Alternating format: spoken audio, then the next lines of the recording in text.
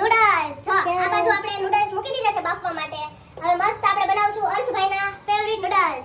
Noodles માટે બધા vegetable cut કરીને બધું રેડી થઈ ગયું છે. સોયા સોસ, વિનેગર, નૂડલ્સ અને બધા વેજીટેબલ આપણે લઈ લીધા છે. હવે બનાવીએ આપણે નૂડલ્સ. ચલો. સૌથી પહેલા નાખવાનું છે તેલ. હવે આમાં સૌથી પહેલા આપણે નાખશું કાંદા.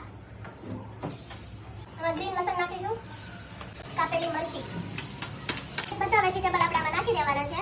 હું પહેલા નાખી દઉં છું ગાજર, કેમ કે સ્ટેપ બાય સ્ટેપ નાખી દેશું એટલે બધું પછી આને બફાવા દેવું પડશે. પછી નાખી દેશું કોબી અને હવે ફણસી અને કેપ્સિકમ બે બધું જોડે નાખી દેશું.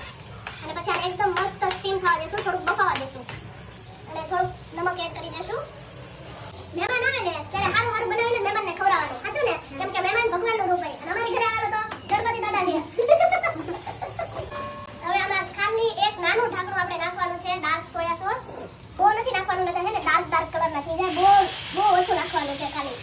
વિનેગર નાખીશું સાવ એટલું ટેસ્ટ લાવવા માટે, બસ. હાલત ગંભીર થઈ ગઈ છે, જોઈ શકો છો.